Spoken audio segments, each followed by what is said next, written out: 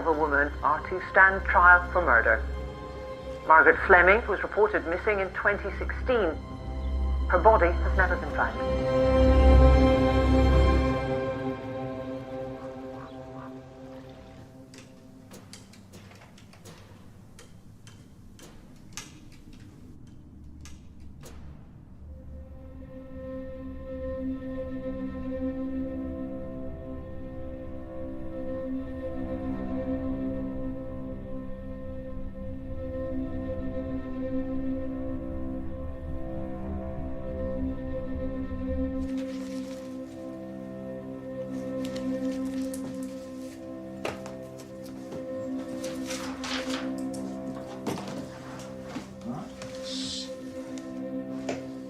There are, I think, over 2,000 pages of statements. These statements have all to be read through, and an assessment made as to whether a witness should be called as a witness in the case or not.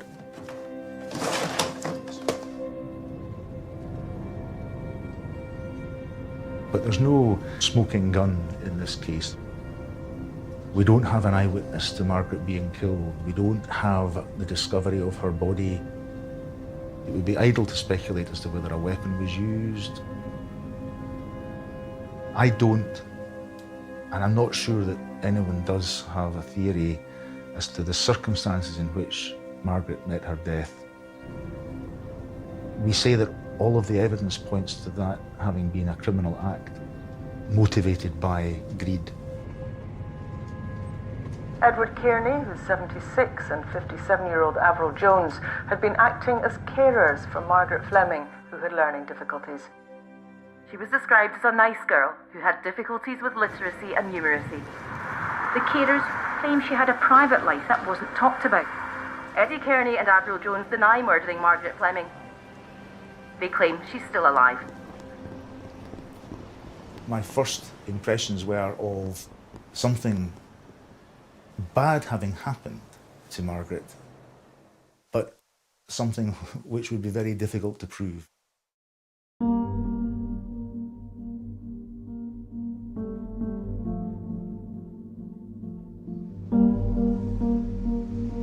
This case is extraordinary.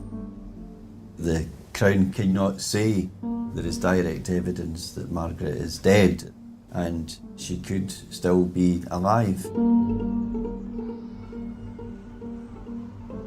Presumption of innocence is such a basic tenet of the legal system that has to be maintained. You're entitled to a fair trial. For an accused person, it's one of their basic rights. The fact that the state has chosen to put them in the dock for it doesn't mean that they actually did it. I've absolutely no doubt that innocent people have gone to jail. If you start off with being presumed innocent, the burden of proving you guilty rests with the prosecution.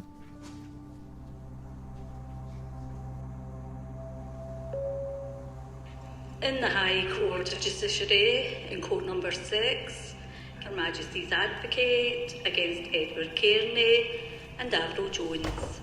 Kearney and Jones, Court number 6.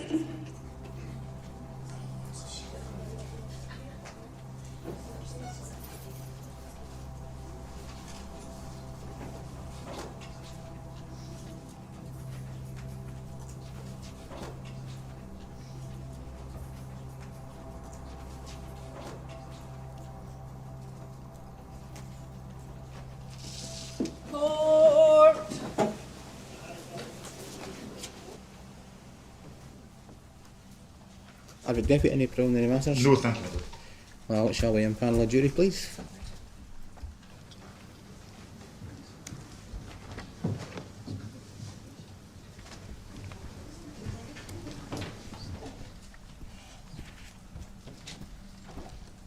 To all of you, indeed, who've come forward in response to your jury citation, we're now ready to go. There are no opening speeches in our procedure. We just go straight into the evidence. The Crown will call witnesses and ask them questions in what we call examination in chief, because it's for the Crown to prove its case if it can. The defence do not require to prove anything. Please keep an open mind until you've heard all the evidence and have retired to consider your verdict. Aye, yes, Mr. Deputy. First witness number 64, Sergeant Chris Mackay, please, Murdo.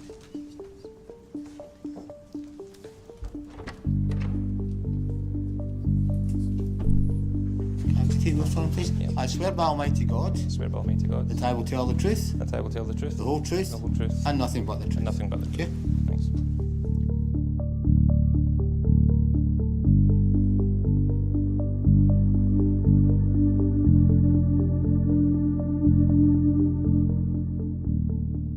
On that day, did you have contact from a social worker? Yes, right, yeah. We don't need to go into the details of it, Sergeant, but did she give you quite a bit of detail about why she had concerns in relation to a person called Margaret Fleming? That's correct, yeah. And from what she told you, did you understand why she was concerned for that Yes. person? The information that we had at that time was that there was somebody in the house potentially who was unwell or required support. Yes, the information suggested the person was seriously unwell and in need of immediate assistance. Is that correct?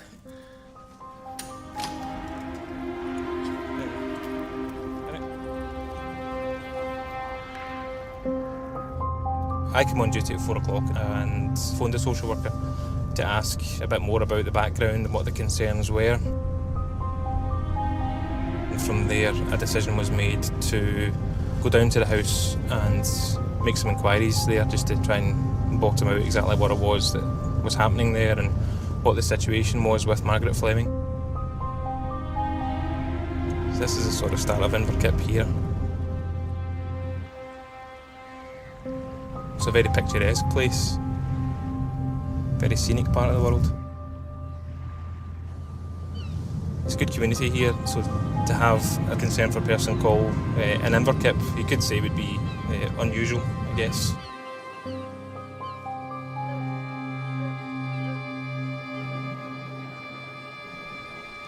Where Seacroft is, it's quite isolated, it's quite cut off, if you like.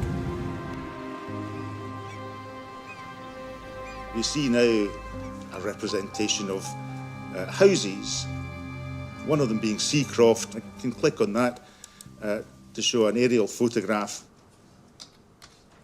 What happened when you got to the door of Seacroft then? We just knocked the door, and I think we had to knock it twice because nobody came the first time.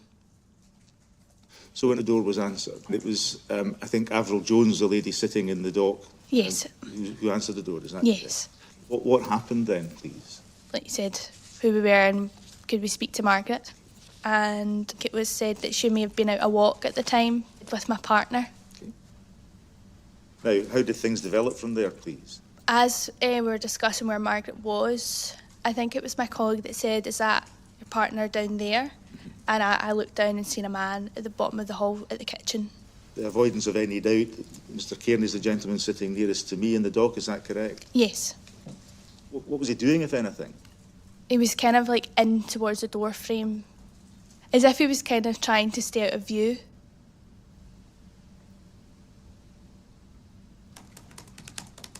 And then what happened? Was he told what was going on?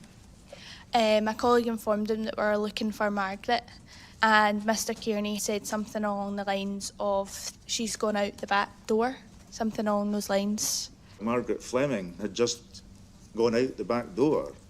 Yeah. Did you have, in your mind, any views of your own as to whether she'd been there at all? I personally felt that she wasn't there at the time Why did you think that? because it happened very quickly and I couldn't hear doors opening, I couldn't hear anybody else, I didn't expect anybody else in the house.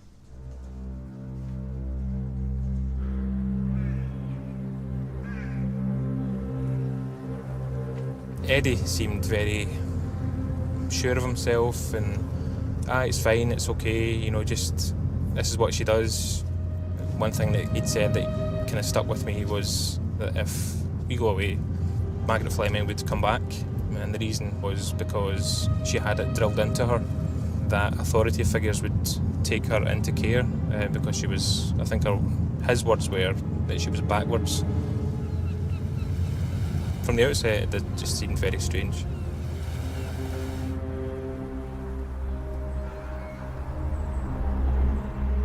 Were you then the second set of police officers to attend there? Yes. Which area did you search at that time? As you go down the driveway of the house, the garden opens out towards the beach. My colleague went that way. I went round to the left. And did you see any indication at all of a person or persons? No. What was the discussion which followed then? Not very much. What sort of things were you looking to find out? If she'd ran off, where she may go, anyone she may know, friends, family, hobbies, her lifestyle. Was anything forthcoming? Avril made a couple of comments about, Eddie, you know what they want to hear. Sorry, I'm not quite following that. Can you say that again slowly? Eddie, you know what they want to hear. You know what they want to hear? Yeah. And then Edward said, along the lines of, this was me, it was me who agreed to take her in. This is only going to end in one way, with me being done with a murder charge.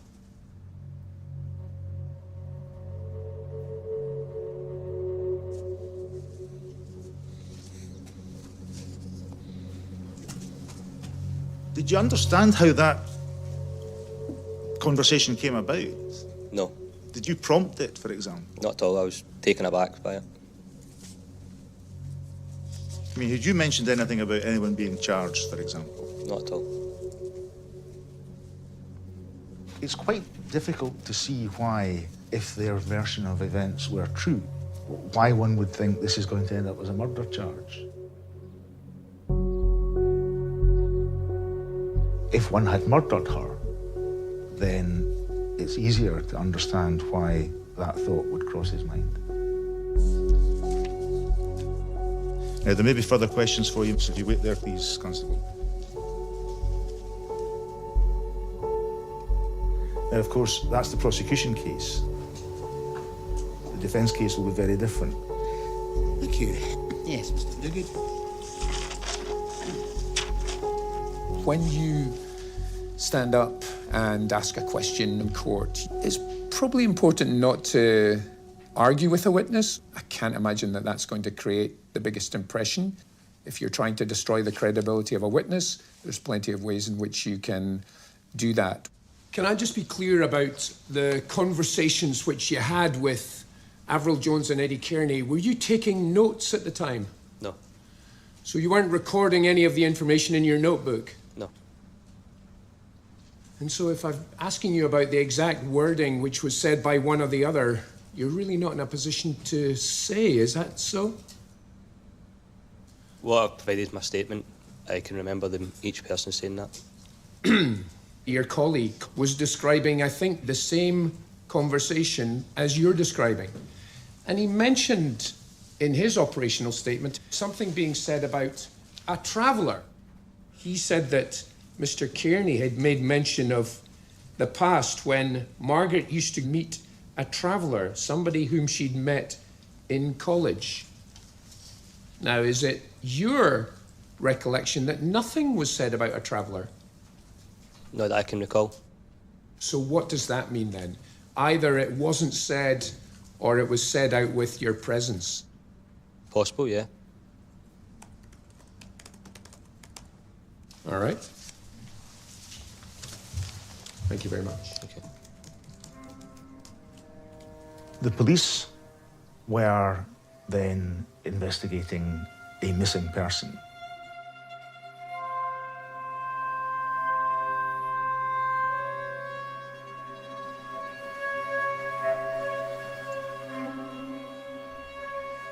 The assertion is, as I understand it, that Margaret fled out the kitchen door, away around here, and out, as she could have done, onto the main road and away from there.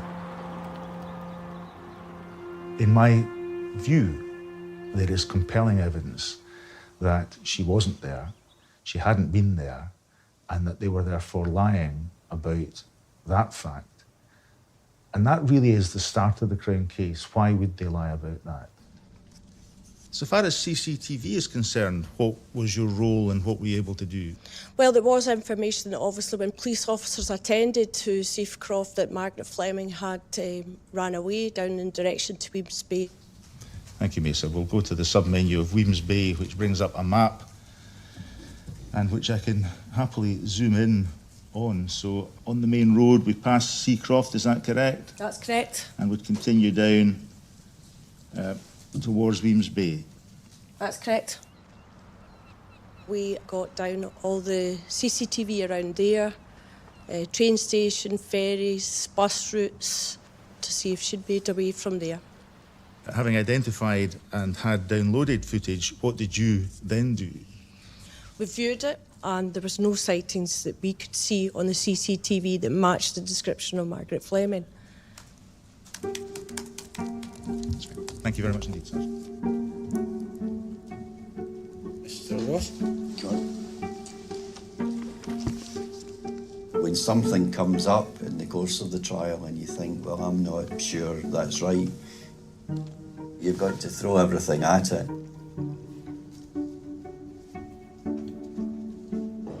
You told the jury that you looked at the footage for Weems Bay for the period immediately after the police had attended at Seacroft. That's correct. Okay. And you would confirm for me that if someone was leaving Seacroft, you would turn right to go down to Weems Bay and you would turn left to go towards Inverkip village, is that correct? That's correct. Okay. And there's a railway station in Inverkip, is that correct? That's correct. Okay. Now, was there any effort made to recover the CCTV footage from the Inverkip area in the period immediately after the police attended? No.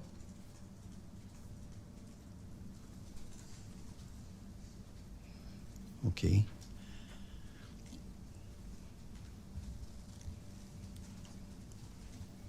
On what basis was it thought that she had turned towards Weems Bay as opposed to towards Inverkip? They were told that. They were told that. That was my understanding. And on the basis of that understanding, the Weems Bay footage was checked, but not the Inverkip footage, is that correct? It would have been difficult for Margaret Fleming to get to Inverkip from the house without police officers having seen her.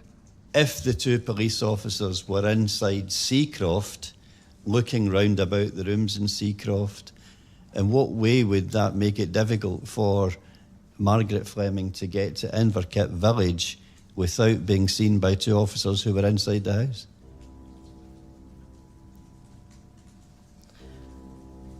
I suppose you could have come round to the front of the house whilst the police were there, but my understanding was that they had been told that she had gone down into Weems Bay. And just to go all the way back to where we started, if she got to Inverkip and wanted to get away from the area, the train station would be one way of achieving that. Is that correct? Thank you. In a case where the victim hasn't been found, it doesn't mean that she's dead. It's possible that she could turn up next week or next month. And if that's a possibility, how can you say that it's been proved beyond reasonable doubt?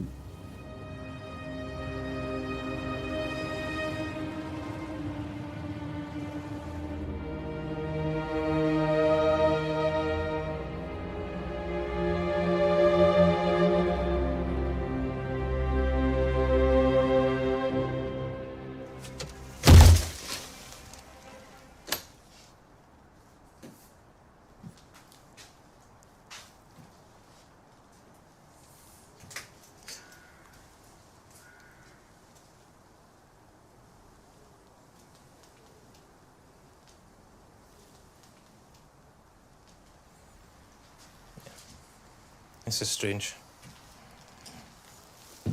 Just coming back, I can still remember standing here on that night in question. Avril's sitting here, Eddie's sitting there, asking him questions, and he would control the conversation. He wouldn't allow Avril to speak. You could tell she was extremely nervous.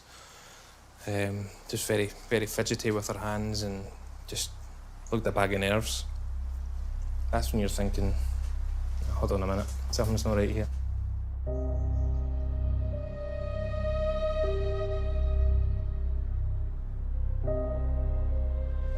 Down here, we've got the strangest room I've ever been in my life. This is the one that's exposed to the elements. There's a hole in the house. This is now a derelict property, I get that, but this isn't far off what my cops and I were actually dealing with when we first came in. It was just so run down and so neglected.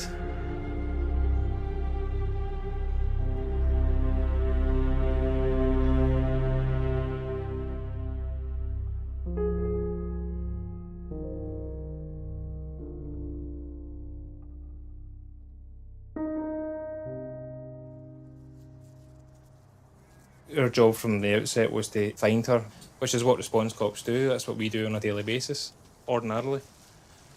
This wasn't any ordinary case.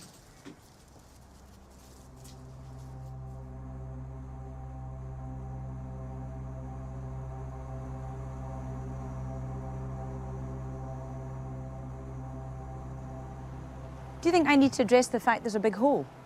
I don't think so. No. I think it's fine.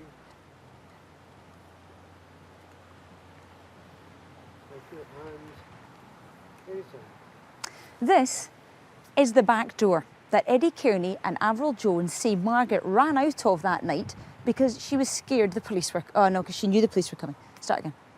Take two.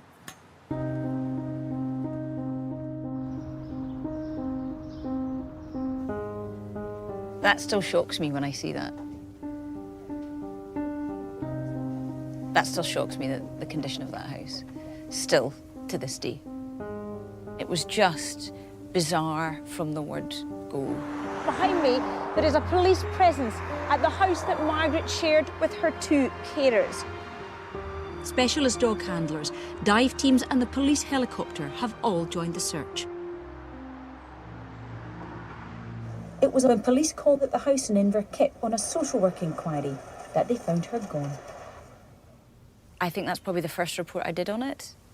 I came back from that to the newsroom and everyone was asking, what's the story? It was so unusual. Villagers I spoke to didn't know Margaret, but were concerned. I know of people that have been living in the village for a long time, knew of her, but I don't know that they were actually friends or had been in contact with her. People do disappear and lead different lives, but it's very strange. But no, I don't think she's known in the village at all. Some people said, oh yeah, nobody really sees her. She keeps herself to herself. But I don't think anybody thought that she was dead. I think they thought that she just wasn't there. She'd maybe gone off somewhere. We've conducted extensive inquiries and searches, and so far we've been unable to find any trace. Police can only tell you so much. We heard she had learning difficulties, but we didn't know much more than that.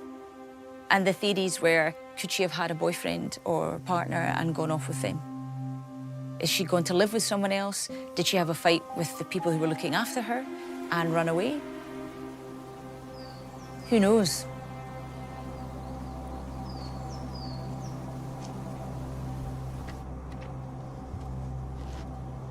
Crown Witness number 23, my Lord, Alison Nugent. Do you know Avril Jones, the lady who's sitting towards the end of the dock beside a uniformed officer? Yes, I do. How long have you known her? 36 years. And in what capacity have you known her? I became a close friend of hers. Right.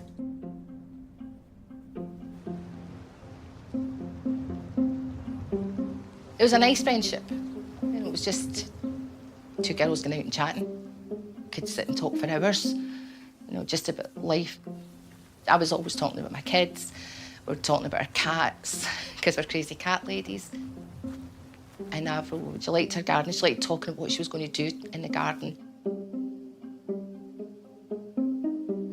I always had the impression that Eddie kind of looked after Avril. There was a kind of, almost like a codependency, the two of them. They needed each other. She was as quiet as he was outgoing.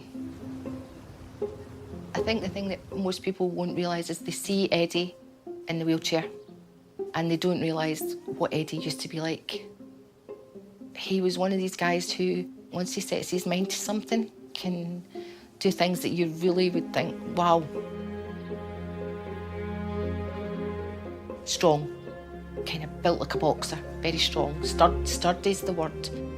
He was always a guy who would like to boast, you know, about his business acumen and the next big thing he was up to. He had a diving company, I knew about that.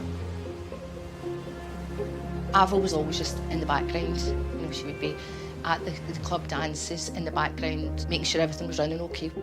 She's quite deep and she gives a lot of thought to what she's doing. She was a caring person. You know, she would do incredibly kind things. But I've never known what the relationship is between Avril and Eddie, whether or not it's platonic, whether or not it's sexual. I have no idea. 36 years you've been friends. Mm-hmm. Was there a gap in that? Yes, period? there was, between 1993 and 2007. From 2007 then, the friendship is rekindled. How friendly did you become after that? I considered us to be close friends. We were going out every week shopping. When you were out shopping with her, who was she buying for as far as you were concerned? Her and Eddie. Her and Eddie.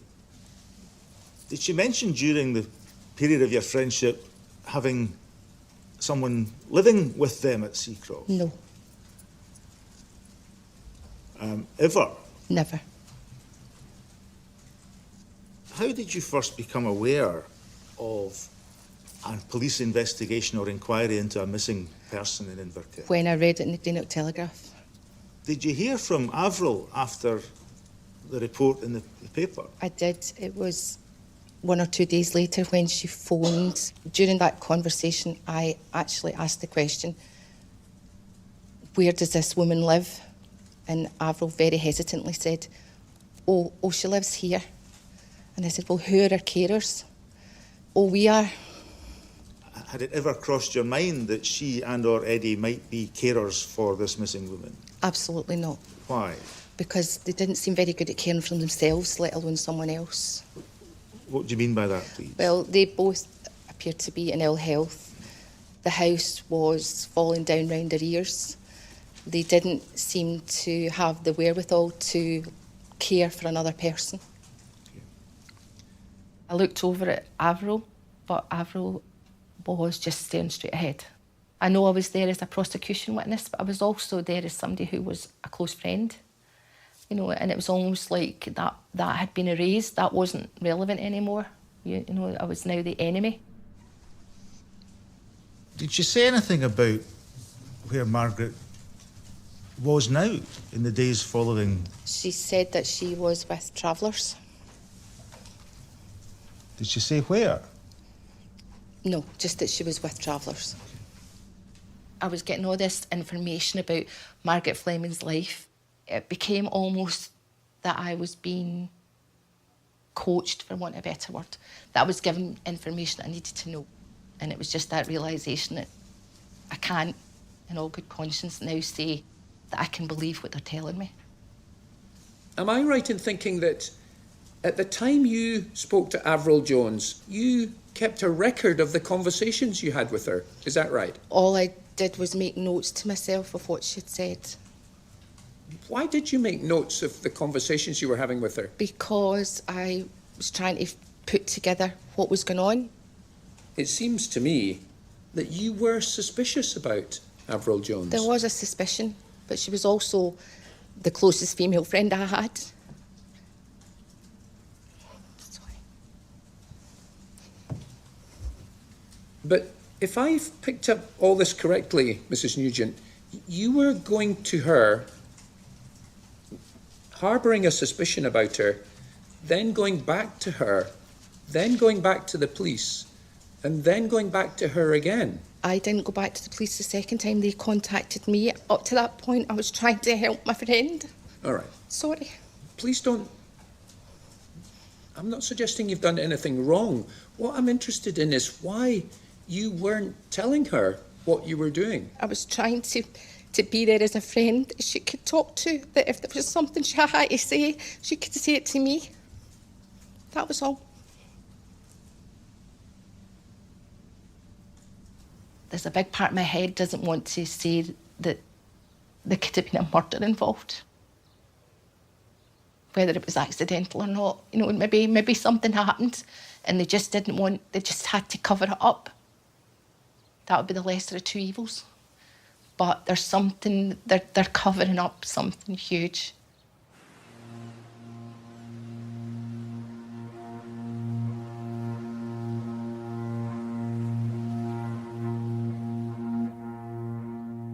If the jury finds it established that one or both of them murdered Margaret Fleming, then the shocking aspect of that conviction would be that people who had lived a hitherto blameless life suddenly committed the worst crime known to us. Police, I think, spoke to you in December of 2016 about whatever you could tell them from memory or from medical records about Margaret Fleming, who had been registered at your practice. Is that correct? Yes, indeed. And as for her attendance at the practice? The last attendance was towards the end of 1999. There's nothing in the record whatsoever following that. Were Margaret Fleming's case notes still held by your surgery in 2016? Yes. Would that tend to suggest that she had not registered elsewhere? It would absolutely suggest that. I came to the conclusion that she might be what we call a ghost patient.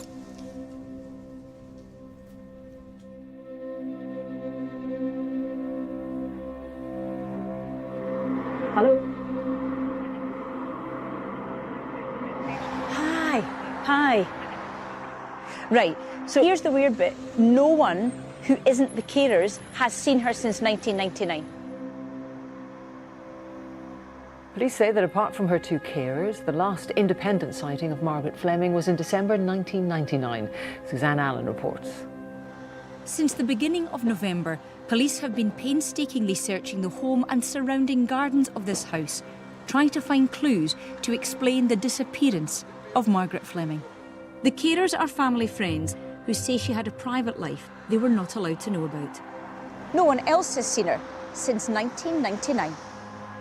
Police are appealing to anyone who may have information.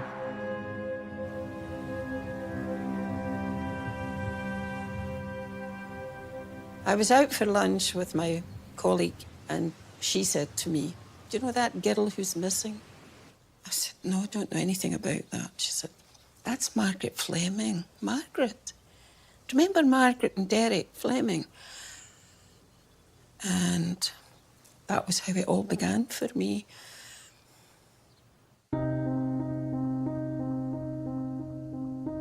That would be the start of my thinking about Margaret after 19 or so years.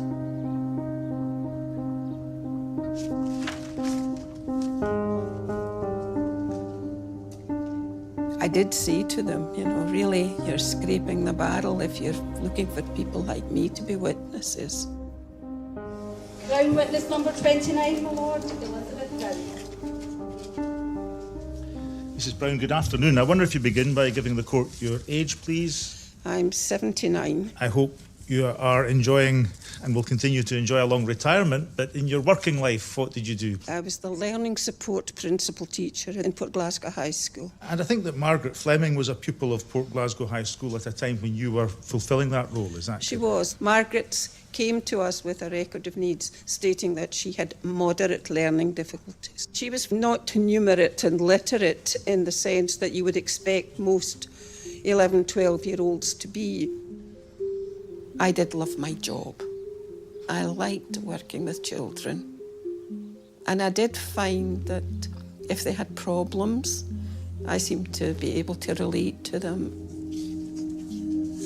I wonder if you would have before you, please, Crown Production number 121, and whether you recognise that.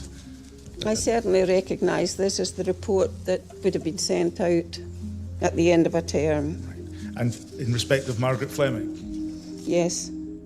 There's nobody who has... There's nobody quite like Margaret. There is nobody quite like Margaret. Margaret can be a bit of a loner.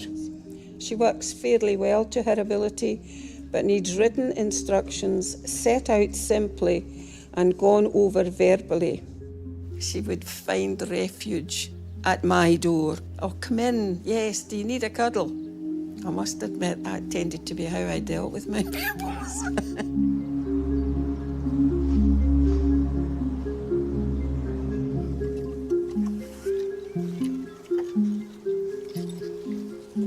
The school was along in there, wasn't it?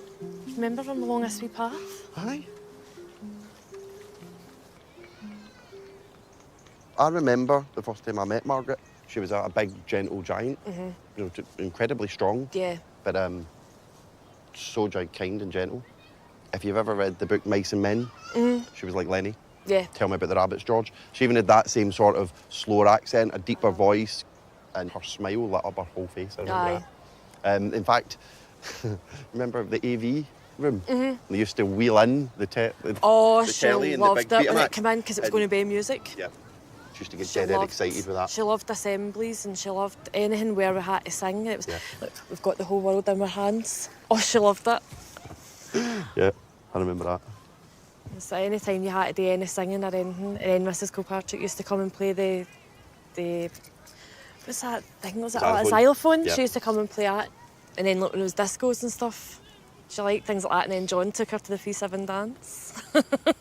So I invited Margaret to the dance, and she was all excited. She was dead chuffed. And then that night, I remember my dad having an argument with somebody at the door, and we were kind of like peeking. It was Margaret's dad had come over to challenge my dad because he thought it might have been a prank. Yeah, I thought you were winding her yeah. up by inviting her. Found out it obviously was legit, and then he made such a big fuss. And Margaret got a nice dress and all that stuff. That was a good memory. Aye. Yeah. Margaret was the type of person who was very, very easy to take advantage of. Yeah. Far too kind, gentle and loving. I think she just went with whatever was happening. Margaret would always have needed somebody to make sure that she was being taken care of. I don't think Margaret would ever have been an independent learner, an independent person. She would always have needed somebody to lean on. I always felt Margaret would be quite safe as long as her father was around. His death must have been quite devastating for her because, as far as I was concerned, he was the centre of her world.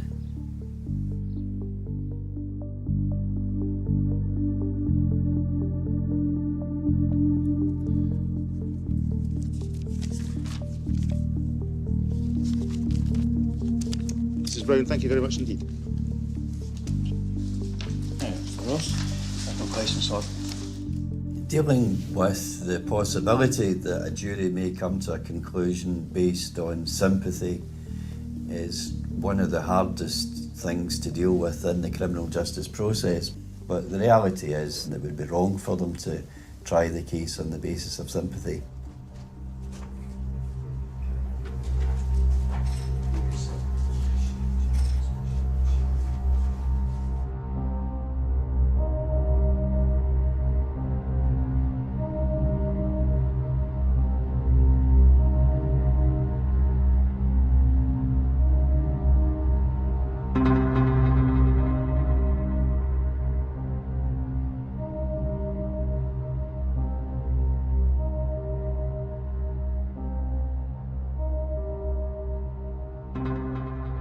Production 118, please, if you'd have that before you. What's that apparently showing? It shows Avril Jones in a greenhouse. Margaret Fleming can be observed in the background, as if by accident.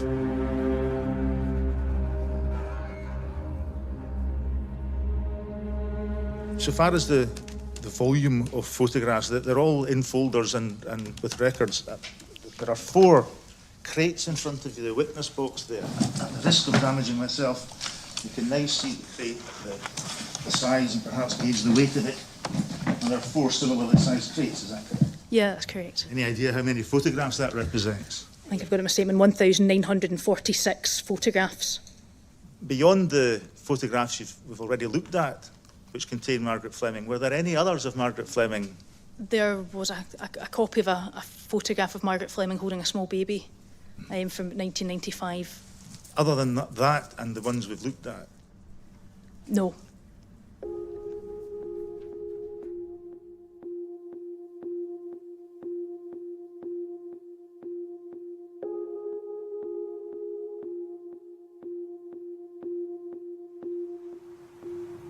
Do you know, it looks like such a nice peaceful place as well, sitting out and looking out to the water. In that picture there, she just looks like he's got her looking like him. She's got the same haircut as him. Do you remember her more like that? Yeah. That picture there, that's Yeah, the one that's how we remember her, in the smile. Yeah, that's Maggie. It's a shame that that's pretty much all people have got in it. I know. Sad, but some of them pictures, it doesn't look like the Margaret we remember. No. But then, at the same time, we hadn't seen her for so long. Had she changed? I could see the importance of the Crown leading evidence of photographs of Margaret Fleming.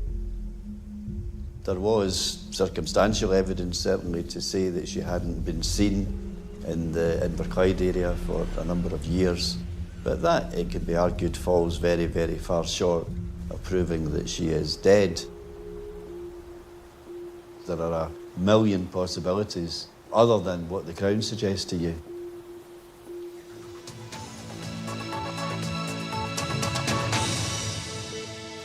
Good evening. The garden of an Inverclyde woman, first reported missing 6 weeks ago, is being dug up after it emerged she was last seen in public 17 years ago. Suzanne Allen reports. A lot of this week, most of this week, we've seen diggers doing an almost complete excavation of the garden. Police are looking for anything that will give them a clue as to her whereabouts. So as at November of 2016, which dogs did you have? I had an 8-year-old black Labrador victim recovery dog called Ollie. What are the capabilities of a licensed, trained victim recovery dog, please? A victim recovery dog is trained to indicate by means of barking the presence of decomposition. How is that training carried out? The dogs are actually trained on pig meat, pig carcasses. And it's the signs of decomposition Yes. that the dog is trained to detect and give an indicator for, is that correct? Is it right that on Thursday the 17th of November 2016 you attended at Seacroft in Inverkip along with Ollie? Yes, that's correct. A number of areas had been identified within the garden that were of interest, and Ollie indicated at 2 of the probe holes that were created. It was a full-blown bark indication, and he was actually digging at the holes. It was a positive indication for decomposition.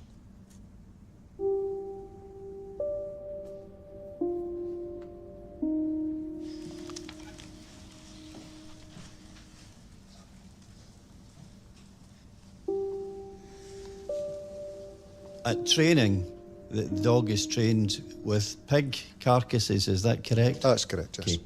But so far as human tissue is concerned, he hasn't been trained in that, is that correct? He's been rewarded operationally on human tissue.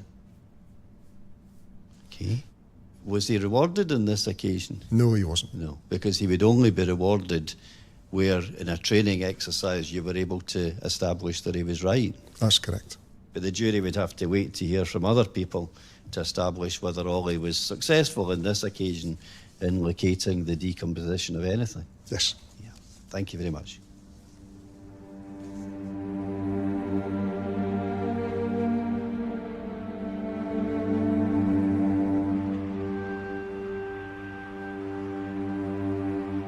I think that during December of 2016 you had certain duties to carry out at Seacroft at Inverkip, is that correct? That's correct. What was the state of the house and grounds at that point, can you recall?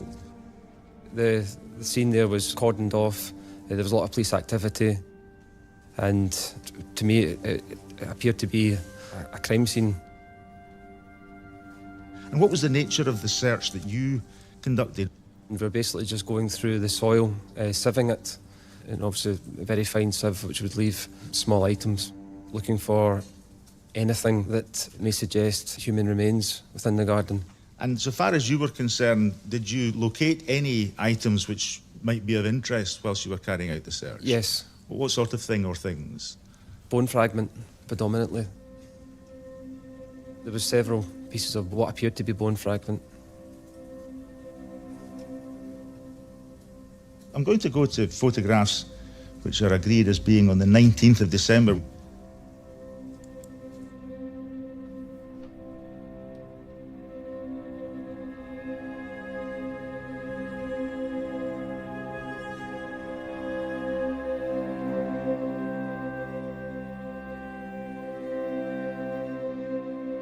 Now, the Ross.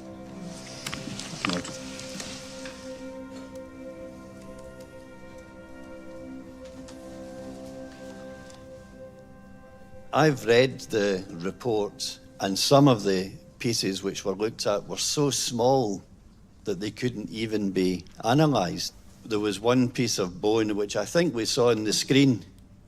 Were you informed that that was thought to be part of a deer's foot? No. No.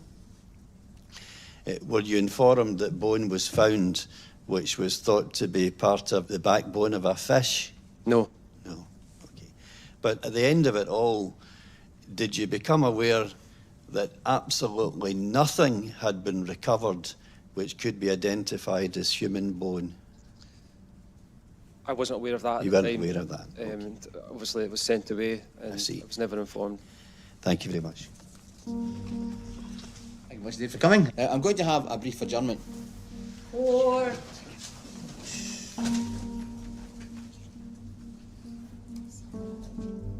Weak evidence smacks of desperation. It enables the defence to say, well, this is how bad the Crown case is.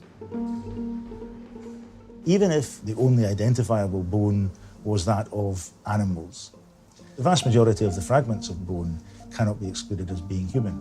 Coupled with the evidence we heard about the reaction of the human remains detector dog, a picture may be building up. Whether it's one which is convincing to the jury or not is another matter. Other juries get eyewitnesses. Other juries get CCTV of a crime happening. Other juries get DNA or blood on an accused jumper. You're getting this rubbish. You're getting deer bones. You're getting fish bones. You've got a human recovery dog who's good at finding pigs.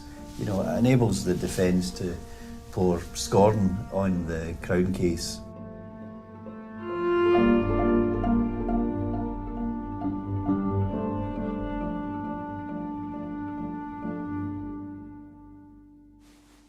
So looking at me the whole time, just forget the camera's there, which sounds silly, but, you know.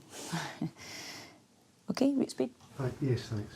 That's fine. Yeah, we're running. So, can you tell me, how has the last year been? Absolute hell. It's dreadful. We're not knowing where we're going or coming. Have you seen her since she left? Yes, she's been here once. No, here, not at the house, but we've seen her once. My goodness, it's probably the most important interview I've ever done. So, for the record, tell us, did either of you harm Margaret? No. Far from it. So, Margaret is alive and well, and she has come to no harm. That's right. No harm unless she's got harm in the last couple of weeks. It's funny, isn't it, that no one has seen her in that intervening period? But they have. There's people in Inverkip will say they've seen her, but there's no one that can come forward.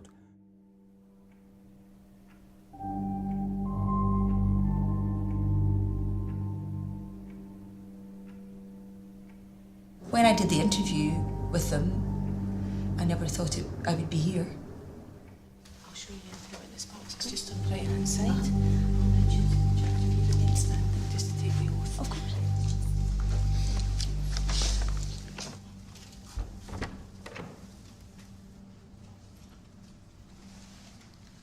Crown witness number 108, my Lord, Suzanne Allen. I think that in October of 2017, you were involved, and we'll see in a moment, you were involved in attending at Seacroft in Inverkip to carry out an interview there with Edward Kearney and Avril Jones. That's correct. This was an unusual interview. Well, yes and no. You go into every interview with an open mind. But what didn't chime with me... Well, my Lord, I'm sorry. I think we're venturing into an assessment of the... I'm not really sure I was asking that in any way. In any event, I think Sally. we must be careful not to have your own views of the veracity, or otherwise all Yes, of course. Moving on from that, what was the focus of your questioning going to be? I wanted to know about Margaret. I wanted to know what she was like, where they think she could have been. Just questions like that. Okay, well, we're going to see the interview as recorded. Just going to press play, my lord. So looking at me the whole time, just forget the camera's there, which sounds silly, but no. So, and where has she been for the past year? She's been in Poland. I've got no idea how many other places she's been or go to because she's doing a, what do you call it, a gangmaster. Do you know what that is? She has become, in spite of her difficulties, she has become a person who recruits and hires out agricultural workers. So she has become a gangmaster, or she has become a slave to a gangmaster? No, she is a gangmaster. She is. Right. She's hiring people. So do you feel this is a conspiracy against you? Yes, aye. Behind it all, it's a Masonic thing that's going on. Could you actually describe her to me? What was she like? Not better than all. Huh? Yeah. Was she a happy person? Was she someone who was Aye, she was depressed? happy. She was short, fat, dirty. So if she was watching this right now, what would you say to her?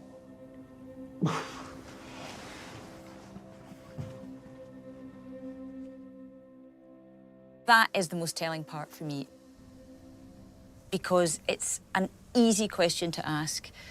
I ask it in every missing persons case. And it's the easiest thing in the world to describe your loved one and to say to them, please come home. And she was blank. There was just nothing there. And so in my head, I'm thinking, are you blank because she's not coming home? She's not there. She'll never come home.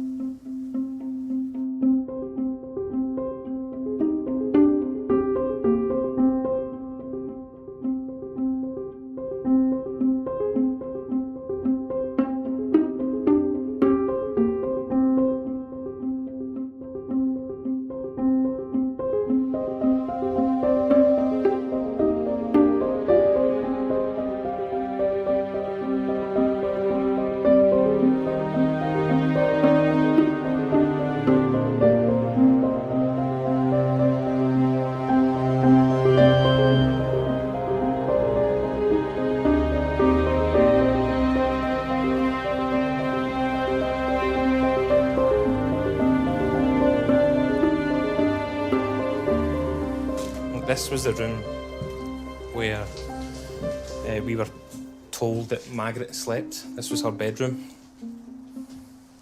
A lot of the stuff they see here was here when we first came in.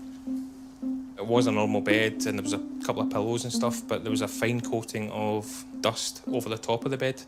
And I just remember running my finger along the bed and saying to them, what, seriously, somebody's sleeping here? You're telling me that somebody's sleeping here? And aye, they were, this is where she slept, right? When was the last time? She's been sleeping here up until last night. Okay. And that was one of my questions for Eddie, was does she exist? What is this? I've actually never seen it. There's a picture of a person with the word help next to it.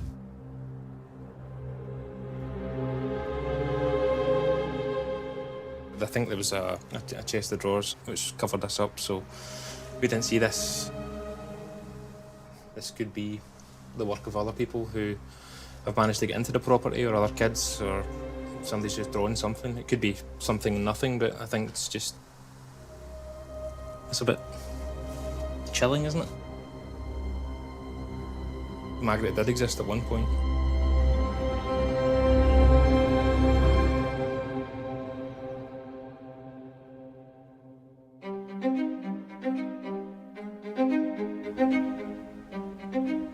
Can you think of any legitimate reason for a citizen to be burning human tissue in their back garden. This is not a good Crown case.